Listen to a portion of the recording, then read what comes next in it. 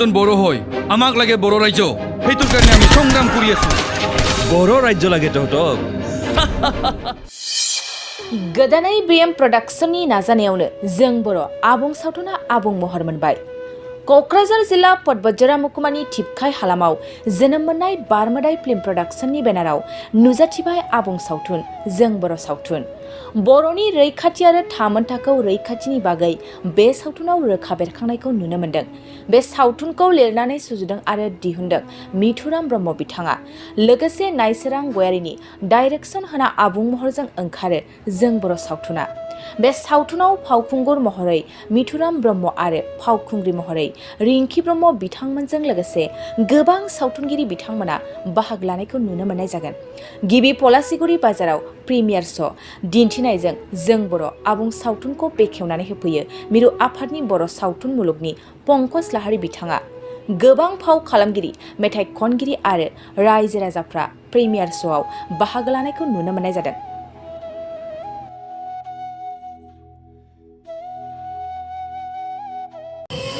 आङो गोबां गोजान जायगानिफ्राय फैदों माने आंबो हारिमुजों बा सावथुन मुलुगजों एकदम थैथां नाजाथाबना थानाय मानसि नालाय आं जेसेबां गोजानब्लाबो मिथुराम फंबायाव खौरां हरनाय लोगो लोगो आं फैनाय जादों। आङो बे सावथुनखौ मिथुराम फंबाया बानायदों, रायजोफोरनि सिगाङाव लानानै फैदों। बेनि थाखाय आं गिबियावनो मिथुरामखौ माने फंबाय हिसाबै आंनि गोसो गोरबोनिफ्राय बिराद साबायखर बावदों। आरो जा सावथुन बिथाङा बानायदों जों बर' एक्सुवेलि बेयो माने ओरैबायदि मोनसे मेसेजिं फिल्म आं ससे नायनानै बुजि मोनखादों। बेखौ रायजोफोरा नायनांगौ, नायनानै जोंनि खायसे हमना लाबाय हारिनि गेजेराव माबा जुदि सुद्रायनो गोनां दंब्ला नैबे सावथुननिफ्राय जोङो एसेबाबो जोङो सुद्रायनो थाखाय आइडिया मोनगोन होननानै आं सानो आरो। दा गोरोन्थि मावग्रायाथ' अनलि सावथुन मुलुगनिल' नङा, सावथुन मुलुगनि सोरबा सासे गोरोन्थि मावोब्ला सावथुन मुलुगा मानो बदनाम जाफायो होनना बुङोब्ला सावथुन मुलुगानो मोनसे माने सेन्सिटिभ फिल्ड बेयो। माने बे फिल्डआव जायफोरा सोलियो बिसोरनि सायाव नोजोरा पाब्लिकनि नोजोरा अरायसम गोग्लैखाबाय थायो। बेखायनो सोरबा सासे जुदि दाय मावोब्ला जिहेतु बे मोनसे सेन्सिटिभ फिल्ड नालाय सोरबा सासे दाय मावोब्ला मा जायो फुरा जोंनिया सावथुन मुलुगानो बदनाम जाफानो गोनां जायो। एक्सुवेलि बेयो बुंनो थाङोब्ला सोरबा सासेनि थाखाय जोंनिया सावथुन मुलुगा जे बदनाम मोननांगौ बे खोथाया नंद्राया आरो बेबायदि गोरोन्थि मावग्राया गुबुन बिभागावबो थायो आरो। दिनै जोंहा जों बर' सावथुनखौहाय अपेनिं खालामनाय जाहैबाय। जों बर' सावथुन खालामनायावथ' गोबां खस्थ' मोन्दों। आंजों लोगोसे आंजों खामानि मावग्राफ्रा माखासे लोगोफ्राबो खस्थ' मोन्दों। जेरैहाय जोंनि पदबज्जरा एरियानि माखासे गोबां आर्टिस्टफ्रा आंखौ हेफाजाब खालामदों, रायजो राजाफ्रा हेफाजाब खालामदों, हाजासे जोंनि गामिनि मानसिफ्रा हेफाजाब खालामदों। दिनैहाय नै जे जायगायाव अपेनिं जादों बे जायगायाव अपेनिं लादों बे जायगानि बाजार कमिटियाबो जोंखौ खस्थ' खालामनानै मावना होदों आरो पलासखुबिनि माखासे आरो सामुदानि माखासे गासैबो माने रायजो राजाया जोंखौ हेफाजाब खालामदों आरो। दिनैहाय जों अपेनिं टाइमावनो दिनै प्रथम बे जाहारबारियावहाय दिनै बेयावबो प्रग्राम लानाय जादों। गाबोनबो दं, समफोरबो दं, माने गोबां जायगायाव कन्टेक्ट खालामगासिनो दं आरो। रायजो राजाखौ खावलायो जों बर' सावथुनखौहाय बयबो माने जोंनि अनसायगोन, मोजां मोनगोन नायनानै आरो। मोनफ्रोमबो गामियावहाय बा फुजाफ्रावहाय कन्टेक्ट खालामनो हागोन जों बर' सावथुनखौ देखायनोब्ला। दिनैनिफ्राय जोंहाथ' अपेनिं जाखाबाय जेब्ला जायबा सोरबाफोर जुदि देखायनो जुदि माबा खालामोब्ला आरो गोसो होब्लांब्ला बिसोर कन्टेक्ट खालामनानै देखायनो हासिगोन। बे प्रिमियार श'आव नोंथांमोना माखासे आलासिफोर हांख्रायहरदों, बेयाव सोर आलासिफोराबो बाहागो लाफैदों? दिनै जोंनि बे अपेनिं प्रिमियार श'आवहाय जों आलासि हांख्रायहरनाय जादों। आदा पंकज लाहारी फैदों, बेंगलनिफ्रायबो माखासे फैदों, ओरै आदा मिजिं नार्जारी चिरांनिफ्राय फैदों, प्रेक्टिकेल, आदा राजश्री, आयं दांखोलोदो, गावरेमा, मनिषा आरो गोबां आर्टिस्टफोर फैदों आरो।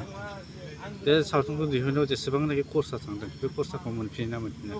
सावथुन खरसा मोनफिननांगौआथाय एसे खस्थ' जायो आरो। फैसायाथ' थाङो, खिन्थु बर' मार्केटआव बयबो मिथिलायखायो। जिखुनु सिनेमा जुदि मोजां जाथारोब्लाथ' फैफिननायाव एसे मोजां जायो आरो। नोंथांमोना सावथुनखौ मा थांखि लानानै दिहुननाय जायो? जोंहा बे सावथुनखौहाय माने बै समावहाय जों बर' रायजो राजाफ्रा बर' रायजो डिमान्ड खालामनायाव माबायदि खस्थ' भुगिनाङा, सोरजों माबायदि खालामजाया, सासे राजनितिगिरियाहाय माबायदि सोरजों फिदिंजाया बैफोरखौ लानानै जों खालामनाय जादों आरो। सिगांहाय आदा अबिनाशनि मोनसे बिबार फिल्म प्रडाक्सनाव गादोंमोन फेलें नोजोर होननाय, बेनो आंनि सिगां।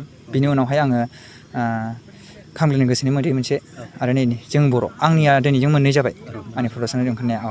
बेवहाय जोंहा बै मोगथों नार्जारी, आदा फैला दं, आदा मेन्देला दं, आदा कृष्ण, आदा मिजिं, मेन एक्टर हिसाबै रिंखि दङ, आं बर' लादों, ओमफ्राय ओरै आदा राजश्री, आदा राजिब एक्टर ओमफ्राय ओरै आयं दांखोलोदो जुलि मनिषा आरो जायगानि माखासे गोबां आर्टिस्टफोर दं आरो दिनै दा जायगायाव बानाय हिसाबै जों जायगायावनो अपेनिं लानाय जाबाय गुबुन जायगायावबो लेंहरबाय थादोंमोन खालामनो खिन्थु जों खालामहैनाय जायासै खिन्थु रायजो राजाफ्रा जोंखौ बुहुत हेफाजाब होदों आरो बिनि थाखाय जोंनि ओनसोलनि रायजो राजा साफ्रोमखौ आङो धन्यबाद होयो आरो बे जों बर' सावथुनखौहाय साफ्रोम रायजो राजानि अनसायनाय मोनगोन होननानै आं मिजिंथिबाय आरो जुदि रायजो राजाया जुदि अनसायलांबाय थायोब्ला जों बिनिफ्राय साबसिननिफ्राय हामसिन सावथुन दिहुनलांनो नाजालांगोन आरो मोजांथार आं गोदोनि देखायनाय बायदि मोनथारदों गोदोनि जाथायफोर थांनायफोरखौ खोन्थानाय बायदि मोनथारदों आङो मोजां ना औ मोजां मानसिफोरनोबा मोजां नङा बे दानि गथ'फोरनोबा मोजां नङा जोंनोबा मोजां जों नुबोखादोंबो नालाय फार्स्टनिफ्राय लास्टसिम नायदोंना नायदों मोजां नुदों आङो गोदोनि जाथाय जों नुबोनायखौ जों नुबोनाया बिदिनो जाखाथारदों नंगौबो दे बे आयंआलाय माबायदि मोनदों नोंहा नायदोंना मोजां मोनदों नोंहा मोजां मोनदों औ मोजां मोनदों आंबो फार्स्टनिफ्राय जोबजासे नायखादों दा नायदों औ मोजां मोनदों गाबनो ओंखारदों औ गुबै जाथारनाय बायदि मोननानै गाबनो ओंखारो ओमफ्राय सिरि थाफ्लाङो एखमबा गाबनानै बेबायदि जायो मोदै गवाखै मोदै गनायालाय गबाबो सोरनो खिन्थाबावनो गनायखौलाय हारसिं गखोमानानै थाबाय गोसोआव जोनोम सान आरो गुबुन गुबुन गाब गोनां बुब्लिफोराव खुगा गोदै खालामनो जों लुबैयो केक नंगौ जोनोम सान आरो बायदि गाब गोनां बुब्लिफोराव नोंथाङाबो लुबैयो केक मोनफ्रोमबो बुब्लियाव केकआ बयखौबो मुहिहोयो आरो देहाखौ थाजिम मोनहोयो बेबायदिनो क'क्राझार सहर डन बस्क' एचएस स्कुल र'डनि वार्ड नं 4 आव दं नोंथांखौ मुहिहोग्रा आरो थाजिम मोनहोग्रा गोथाव केक गोथार जोनोम सान फालिनाय बायदि गाब गोनां बुब्लिफोराव खुगा गोदै खालामनो नोंथाङा लांफैनो हागोन क'क्राझारनि बेकारि एन्ड कनफेक्शनारि रेस्टुरेन्टआव गोरबो सोलेर थाजिम मोनहोग्रा मेजेरनाय गोथाव केक बे गोथाव मेजेरनां केकखौ जानो लुबैदोंब्ला थोंजोङै मख'नाय थंआव थांनाबो लायनो हागोन आरो बिथांमोननि होखानाय 767601351888 8860607313 आरो 8800766409 जानबुं अनजिमायाव सुलादाना बुकिं अर्डारबो खालामनो हागोन अब्ला माखौथो नेना थाखो जोनोम सान आरो गाब गोनां बुब्लिनि थाखाय दानो अर्डार खालाम बेकारि एन्ड कनफेक्शनारि रेस्टुरेन्टआव केक